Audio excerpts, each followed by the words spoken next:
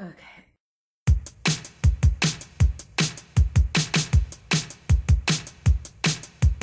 Hi, I'm Chanel, and my pronouns are they, them, and theirs. This is episode 34 of the Piper Nell podcast. You might notice it's a slightly different backdrop today, and also I didn't put any thought into my appearance because I am lounging around. I am a knitter, spinner, and designer coming to you from snowy New Jersey. It's currently snowing viciously outside. We're in the middle of a nor'easter, our second of this past week. So, yeah, I'm trapped inside all day, so I thought I should podcast. And today is March 7th, 2018, just for posterity. It's a March snowstorm. So, all around the social media, you can find me as Piper Nell, Pipernell, on Instagram. This podcast is going to go up right on YouTube. I'm on Ravelry as Piper Nell, and there is a Ravelry group called the Piper Nell Podcast where you can post chatty things, and also I should post show notes, but I don't think I ever got around to posting show notes from last episode. I'll do it. Slap me if I don't, please. Just reach through the screen and slap me. I also maintain a Facebook page where I might post content if you're a Facebook kind of person. And I also have a Patreon page where I am trying to post more subscriber content and bonus content. But that's everywhere you can find me. So, quick overview of this episode. Everything is going to be about spinning. I have been knitting, but in comparison to my spinning, a lot of my knitting projects are not as exciting. Because everything has gotten eclipsed by me getting a spinning wheel. So yeah, let's jump right into spinning. So, right next to me, I've moved my ladybug. Let me just take my camera. That's my ladybug. So this is a shocked ladybug. It is such a nice, cute, compact, portable wheel. And every ladybug that Shock manufactures comes with a uniquely placed ladybug buddy. It's probably not showing up too well, but it is on the left side of the wheel when I'm sitting facing it. So it's been 2 weeks since I got the wheel now, and I've been spinning on it a lot. And, well, I wanted to really jump into spinning, plus I've built up a queue of spinning projects because I was able to partially crowdfund the cost of the wheel. And in exchange for contributions from my crowdfunding, I promised people some hand spun. So I needed to get working on that.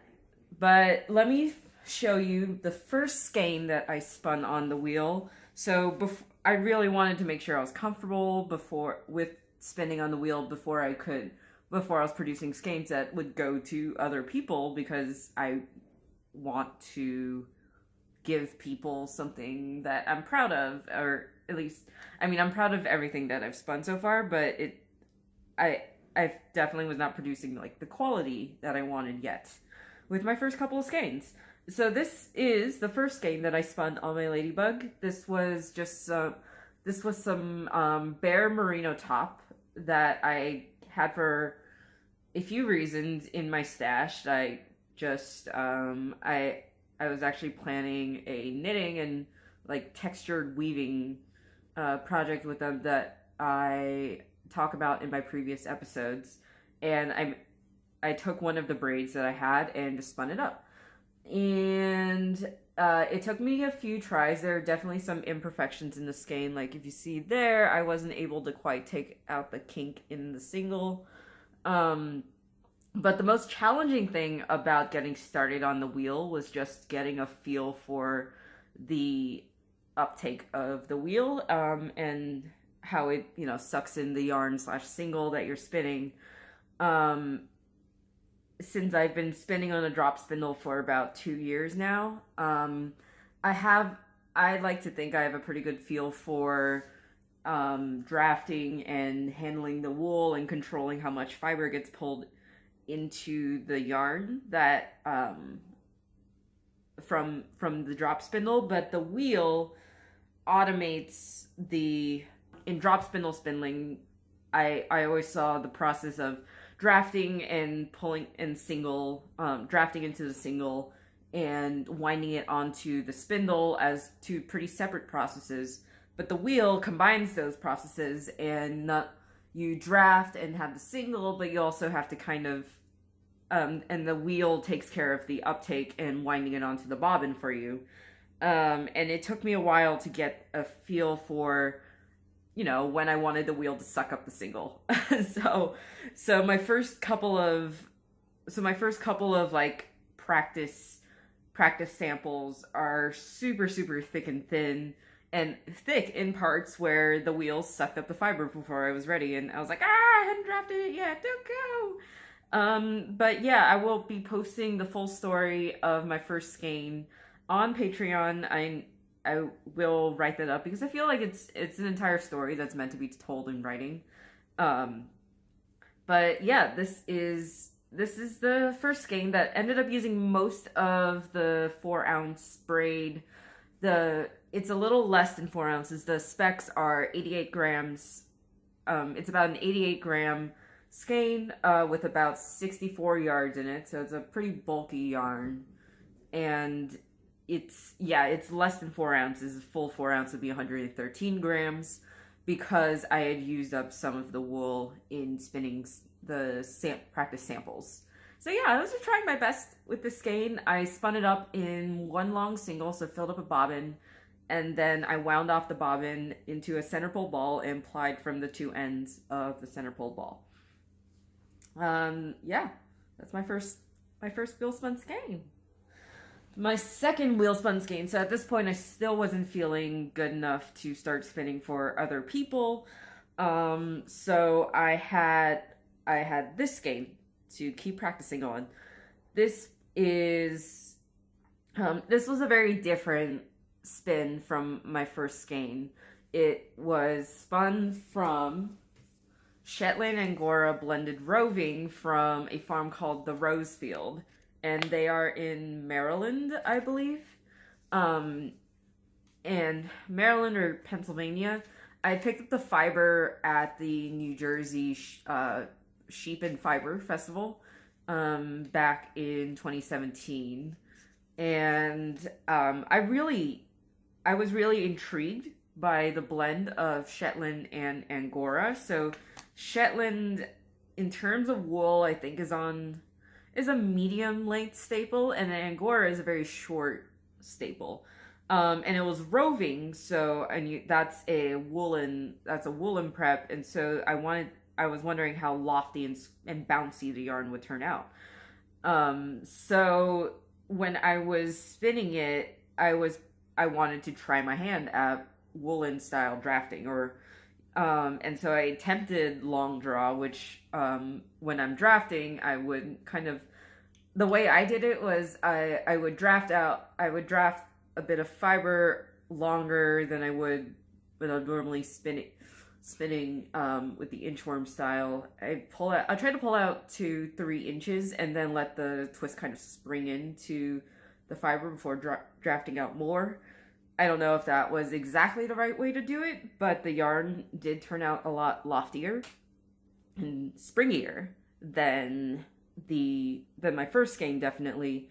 And in the subsequent skeins where I definitely stuck to a worsted style draft, this is a lot airier. But also, I really liked the experience of spinning roving and spinning a woolen prep.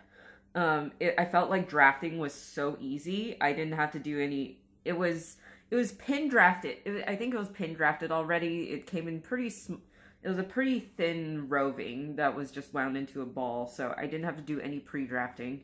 It just slipped out into a perfect amount of fiber, and I'm really happy with this skein. So I'm not sure what I want to make with it yet.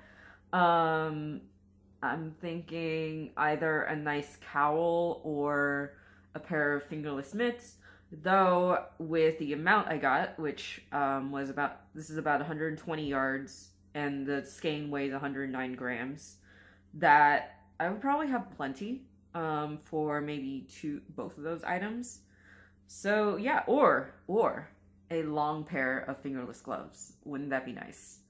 So that was my second skein. And so after these first two skeins, I felt like this one turned out a lot more consistent.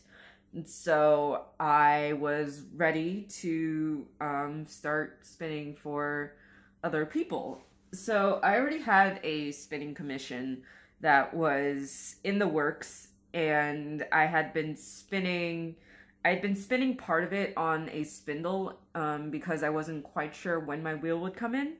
And this was a commission from my friend Meredith, who I know sometimes watches. So hi if you're if you're watching.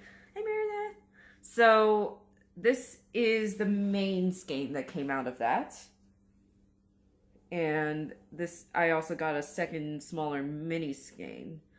And the way the fiber is from Blue Moon Fiber Arts. They sell their fiber in 8-ounce braids, so it's huge, and it's a pretty good value for a hand-dyed top. So it's a 85-15% merino nylon blend, and their colorway is Fire on the Mountain. This was a very variegated braid, and dyed in chunks of about 3 to 4 inches of the same color. So I decided that fractal spinning was the best way to handle the colors because my friend also wanted plenty of barber pulling in the finished skein. I love fractal spinning. So I took the 8-ounce braid and I split it into half first. Then so I split it in, first I split it in half. How did I split it? Okay. I split it in half lengthwise, so down the length. And so then I ended up with about 4 ounces and 4 ounces. And I split one of those halves into sixths. So I split it in half again and then split each of those quarters into thirds. So each of those strips were a 12th of the braid. And so I believe I split the first half into half again. And so yeah, I was spinning, and I spun the 2 quarters end to end and the 6/12ths end to end.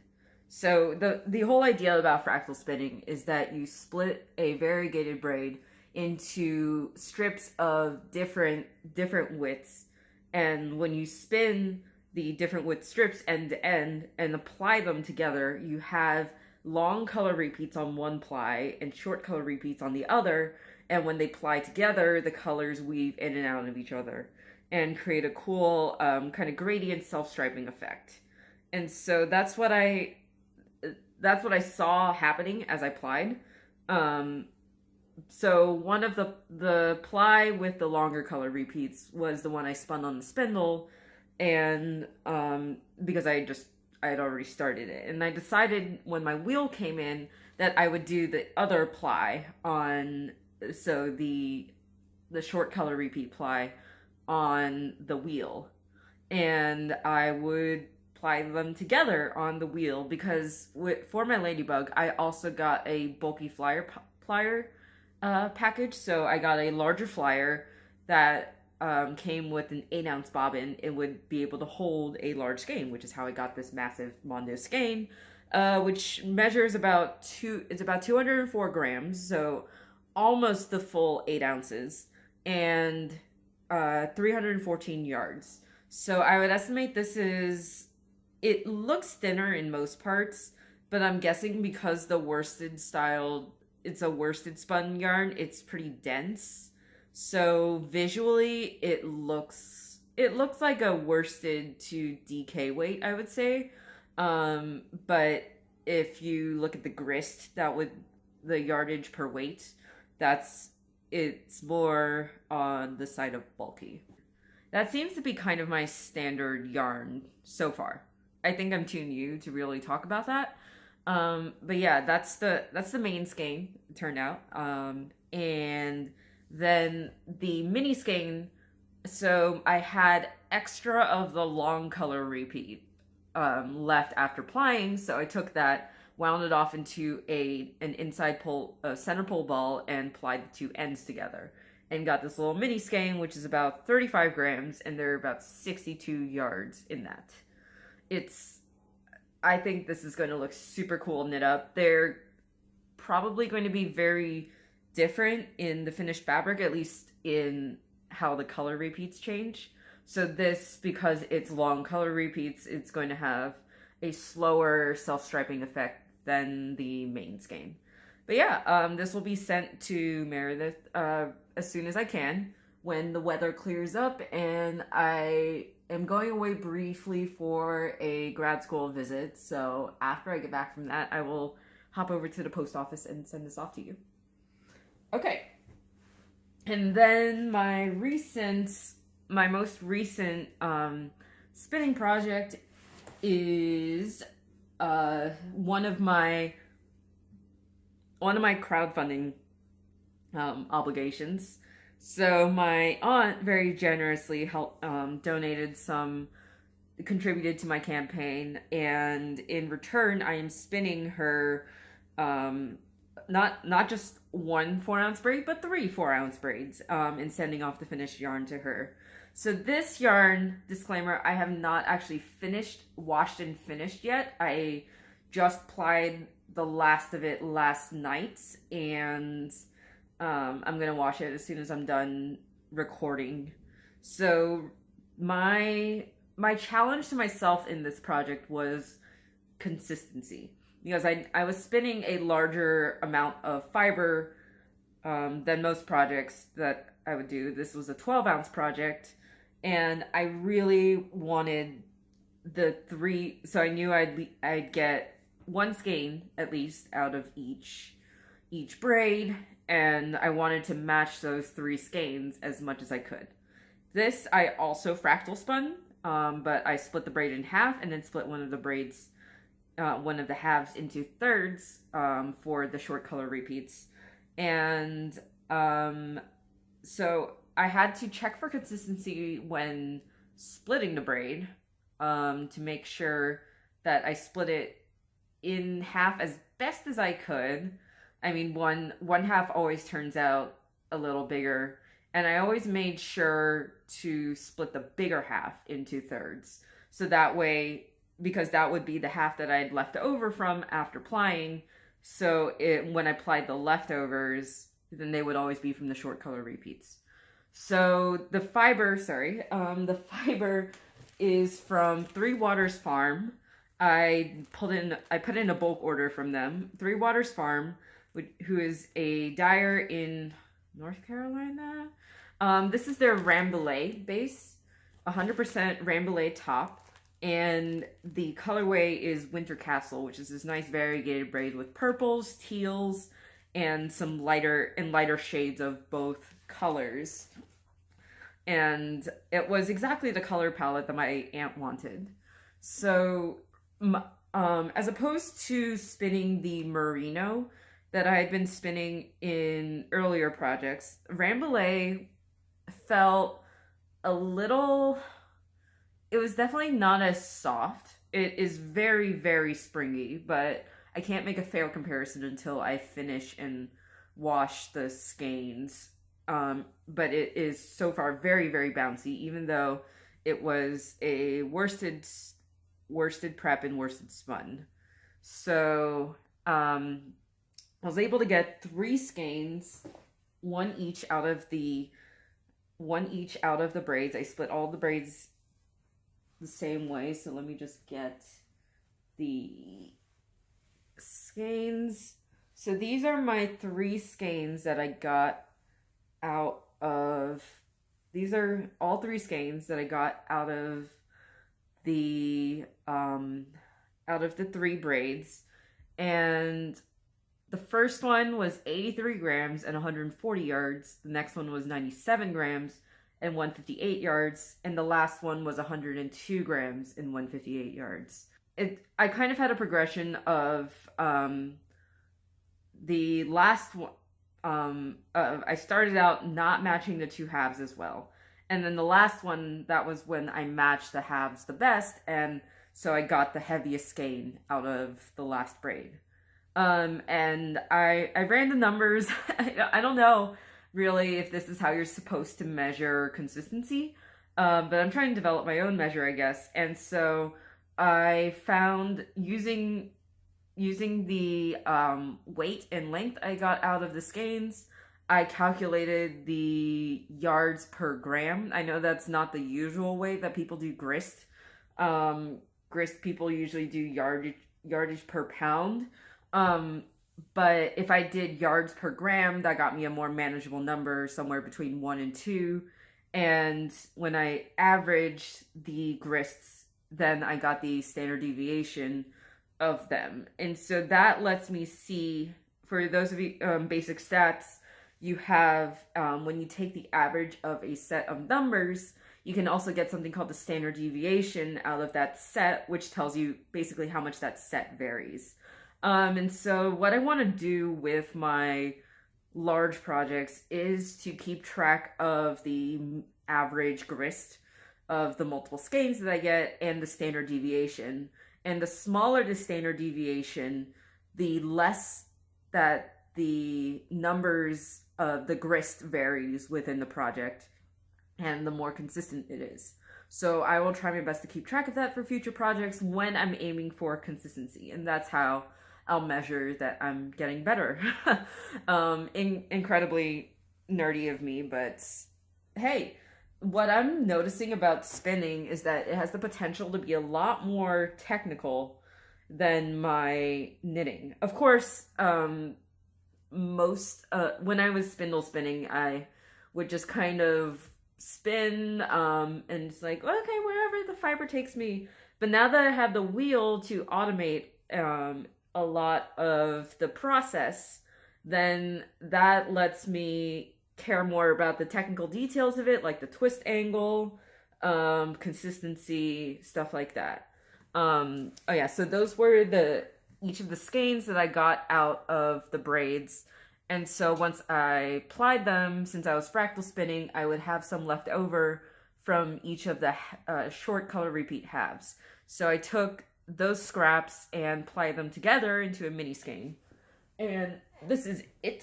So yeah, you can see, because these skeins are unfinished, they actually aren't balanced.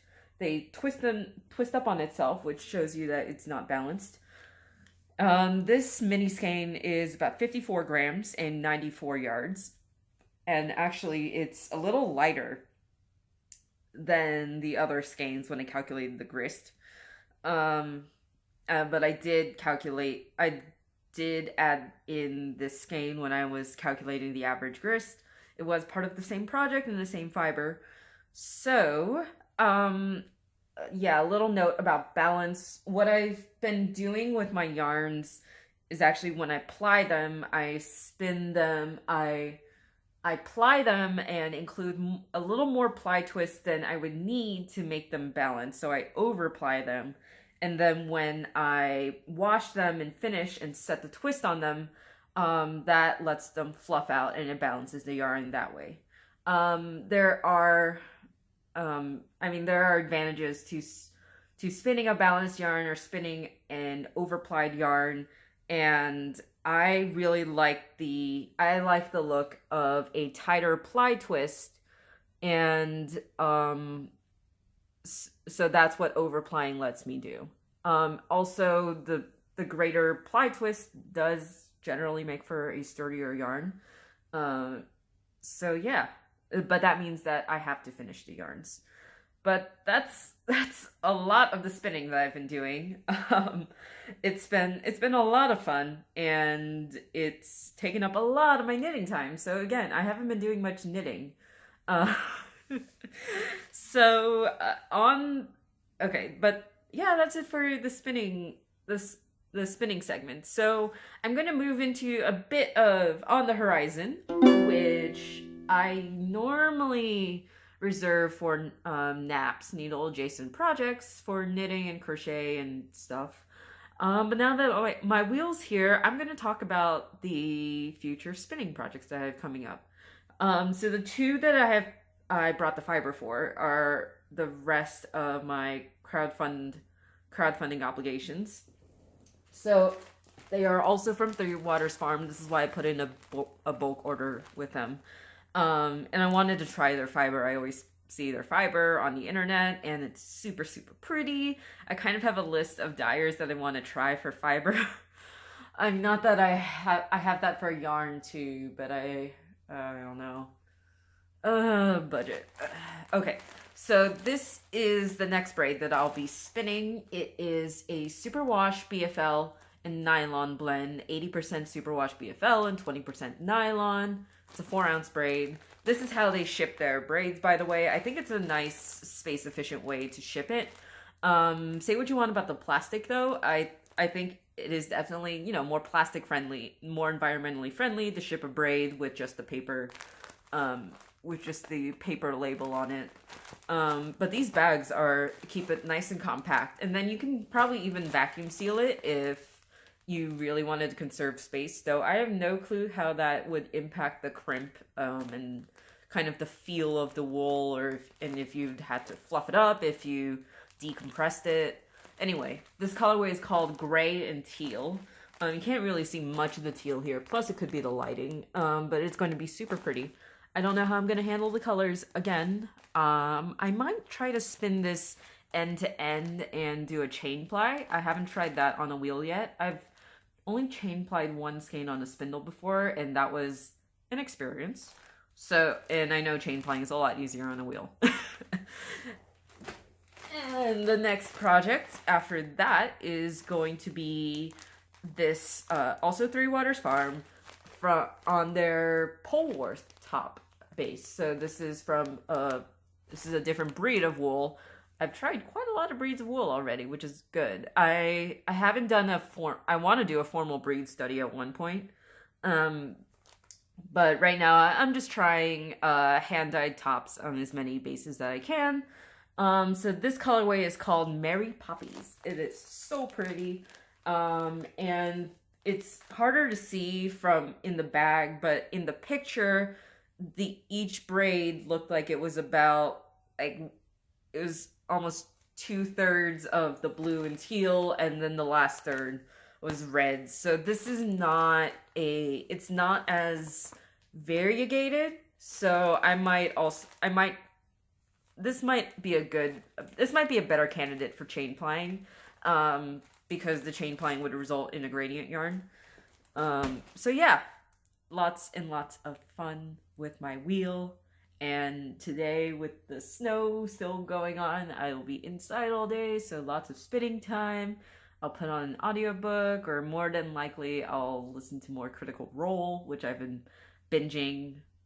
So yeah, that's the rest of my day. So that was On the Horizon.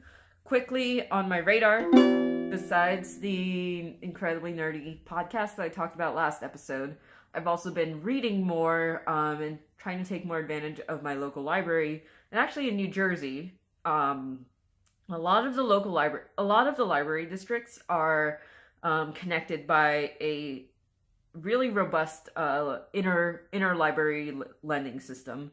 So you can, if your town's library doesn't have a particular book, you can take your library card, go to a different town's library, and still check out their books. And this is outside of the normal interlibrary loan system.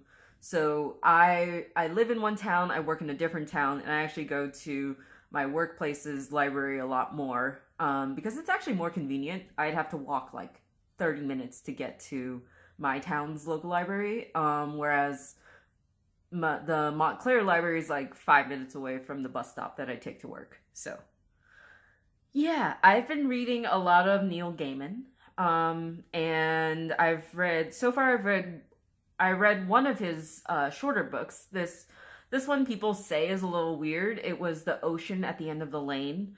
and I really enjoyed it. So it's a newer book from him. So, and I haven't read too much of his stuff. I've only read, before this book, I had read Stardust, and I had watched the movie. And he has such an influence on fantasy writing that I'm sure a lot of the authors I've read, especially when I was a huge reader in grade school, were influenced by his writings, but I haven't actually read too much by the actual dude himself. So The Ocean at the End of the Lane was a really enjoyable book in my opinion. I know some people say it's weird for his stuff. It's a very dreamlike book, and it concerns a man who's in his middle age, and he goes to visit his childhood home, and a lot of the book takes place during a flashback as a child when he encountered all sorts of magical events. And he runs into a family of witches who really change his life, but then eventually he moves away, and most of the book is him trying to recall the events. And because the main events of the book are so far in the past, that contributes to the dreamlike effect. But there's also a lot of an adult looking back on childhood. It makes a lot of statements about adulthood versus growing up, which hit really hard for someone who's still finding their way into adulthood. And it was a really good book in my opinion. Yeah, it was good. And so right now I'm working my way through Good Omens, which is Neil Gaiman's collaboration with Terry Pratchett, author of the Discworld books. So I'm still like about halfway through that, and I don't like to form my opinions on the book midway through, so I'll keep you updated on that. If I'm good about it, I'll probably post something about me crying about it on Instagram. But yeah, I'm trying to read a lot more. It's definitely a different experience. I can't multitask as much while I'm reading. I have to really focus on the book, maybe put on some background music, but I can't multitask like I do when I'm knitting and listening to a podcast, or I can't spin while I read. I really just, reading and consuming that information is the primary activity. And that's a good experience to have, in my opinion. But yeah, that's all I have for you. Wow, one take. Yes. So just wrap up. Thanks so much for listening and /watching and putting up with my weirdness. This because of the lack of knitting content. So I hope you enjoyed it. Next episode, in later episodes, I'll try to balance the knitting content a bit, but of course that always shifts with the amount of knitting and spinning I'm doing, and that is a balance that I am trying to find. So, the month of March is going to be full of travel for me. I'm currently considering a couple offers for grad school, so I'll be flying out to visit them, and that will be taking up a lot of my time, also interrupting my work schedule, but that's all going well. Of course, you'll hear about any big updates. That a move is coming up sometime during the summer, so we'll come to that. We'll cross that bridge when we come to it.